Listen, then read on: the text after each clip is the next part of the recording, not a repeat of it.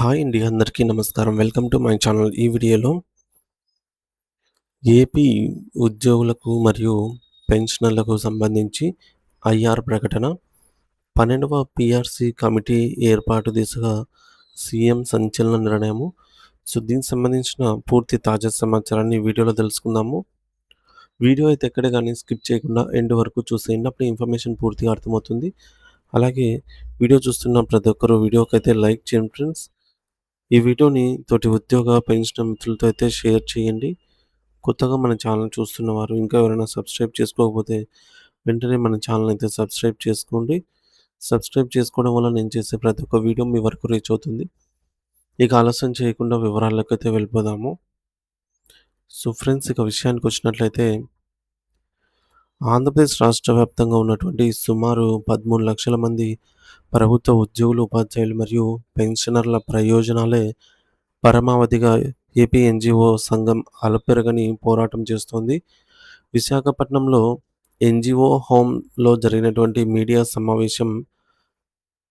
Media సమావేశంలో రాష్ట్ర అధ్యక్షులు ఆలపర్తి విద్యాసాగర్ గారు ఉద్యోగ వర్గాల భవిష్యత్తుకు సంబంధించి అత్యంత కీలకమైన మరియు సత్వరమే పరిష్కరించాల్సిన డిమాండ్లను ప్రభుత్వం ముందైతే ఉంచారు.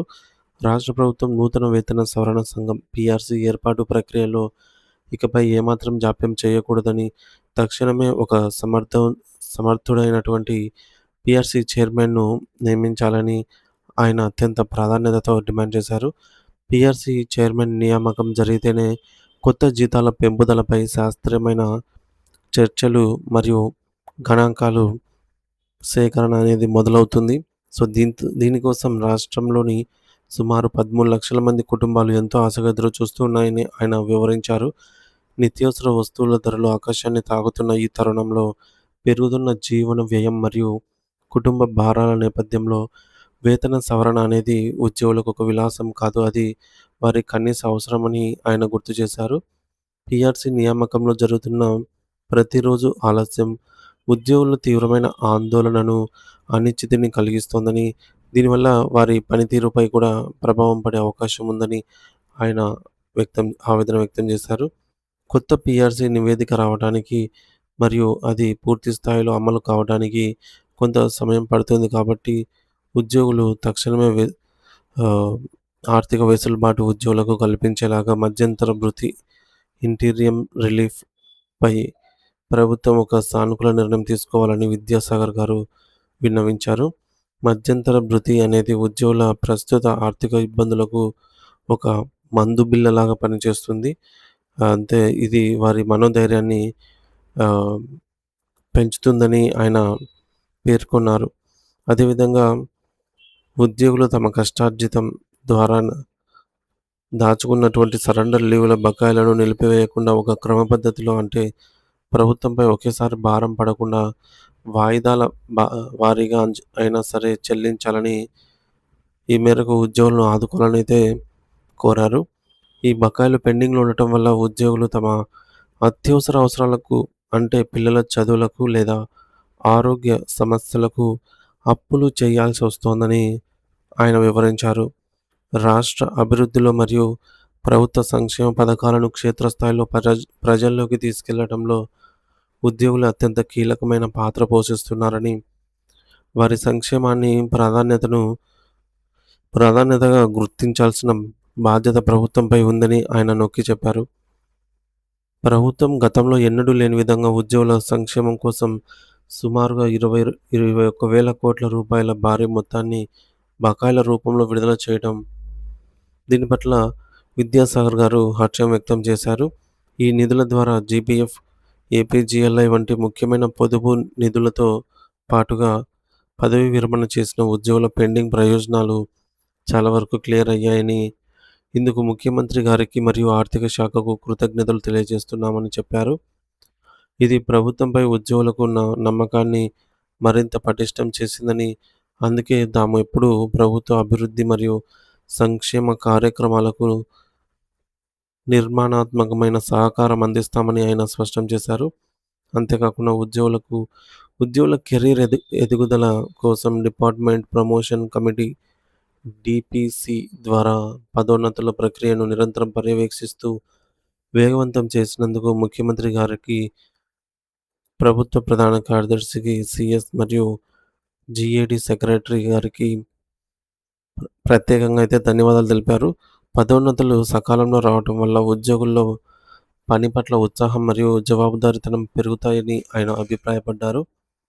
ఇక ప్రభుత్వ రంగ సంస్థలు అయినటువంటి పీఎస్యూ మరియు గురుకుల పాఠశాలల్లో పనిచేస్తున్న ఉద్యోగులకు కూడా రెగ్యులర్ ఉద్యోగులతో సమానంగా పదవీ విరమణ వయస్సును 62 ఏళ్లకు పెంచాలని విద్యాసాగర్ గారు కోరారు. ఒకే రాష్ట్రంలో పనిచేస్తున్న ఉద్యోగుల మధ్య వయస్సు విషయంలో వ్యత్యాసం ఉండటం అనేది సరికాదని, దీనిపై ప్రభుత్వం సానుకూలంగా నిర్ణయం తీసుకోవాలని కోరారు. అలాగే 2004 సెప్టెంబర్ కంటే ముందు నోటిఫికేషన్ జారీ అయ్యి, ఆ తర్వాత సాంకేతిక కారణాలతో ఆలస్యంగా ఉద్యోగంలో చేరిన వారికి 57వ మెమో ప్రకారంగా పాత పెన్షన్ విధానాన్ని ఓపీఎస్ వర్తింపజేయడంపై ప్రభుత్వం సానుకూలంగా ఉందని, దీనికి సంబంధించి అధికారిక ఉత్తర్వులు త్వరలోనే వెలువడతాయని తాము ఆశిస్తున్నట్టు చెప్పారు. ఇది వందలాది కుటుంబాల సామాజిక భద్రతకు సంబంధించిన విషయమని ఆయన పేర్కొన్నారు. కాంట్రాక్టు ఉద్యోగుల క్రమబద్ధీకరణ, రెగ్యులరైజేషన్ విషయంలో యాక్ట్ 30 ప్రకారం అర్హులైన వారందరినీ రెగ్యులర్ ఉద్యోగులను రెగ్యులర్ చేయాలనైతే తాము ముఖ్యమంత్రి గారిని వ్యక్తిగతంగా కోరాము అని చెప్పేసి, దీనిపై ప్రభుత్వం ఒక స్పష్టమైన రోడ్ మ్యాప్ కూడా రూపొందించాలనైతే విన్నవించారు. చివరగా పెన్షనర్ల సంక్షేమం గురించి మాట్లాడుతూ, వారికి అదనపు పెన్షన్‌ను అంటే అడిషనల్ క్వాంటమ్ ఆఫ్ పెన్షన్ అందించే విషయంలో ఉన్న అడ్డంకులను తొలగించాలనైతే కోరారు. అదేవిధంగా కొత్తగా విధుల్లో చేరి ప్రభుత్వంపై నమ్మకంతో పనిచేస్తున్న గ్రామ మరియు వార్డు సచివాలయ ఉద్యోగులకు రావాల్సిన నోషనల్ ఇంక్రిమెంట్లు మంజూరు చేయాలని, ఇది వారి వేతన స్థిరీకరణకు ఎంతో అవసరమని పేర్కొన్నారు. ఉద్యోగుల ఆరోగ్య కార్డులైనటువంటి ఈహెచ్ఎస్ సమస్యల పట్ల సుదీర్ఘ కాలంగా అపరిష్కృతంగా ఉందని ఈ సమస్య. సో, హెల్త్ కార్డ్ ద్వారా కార్పొరేట్ హాస్పిటల్స్‌లో ఉచితంగా చికిత్స అందేలాగా ప్రభుత్వం చర్యలు తీసుకోవాలని కోరారు. ప్రభుత్వం ఇదే విధమైన సానుకూల వైఖరితో మరియు చర్చల ద్వారా సమస్యలను పరిష్కరిస్తూ ముందుకు సాగాలి అని, అప్పుడే ఉద్యోగ మరియు ఉపాధ్యాయ లోకం ఆర్థికంగా ఇబ్బందుల నుండి గట్టెక్కుతుంది అని చెప్పేసి విద్యాసాగర్ గారు ఈ యొక్క మీడియా సమావేశం ద్వారా తన గళాన్ని వినిపించారు. ఉద్యోగుల న్యాయమైన హక్కుల పరిరక్షణ కోసం ఏపీ ఎన్‌జీఓ సంఘం ఎప్పుడూ ముందుంటుందని కూడా ఈ సందర్భంగా ఆయన స్పష్టం చేశారు. ఇది ఫ్రెండ్స్ ఇప్పటివరకున్న తాజా సమాచారము. ఉద్యోగ పెన్షన్‌కి సంబంధించి లేటెస్ట్ అప్డేట్ న్యూస్ కోసం మన ఛానెల్ అయితే సబ్స్క్రైబ్ చేసుకోండి. Thank you for watching this video.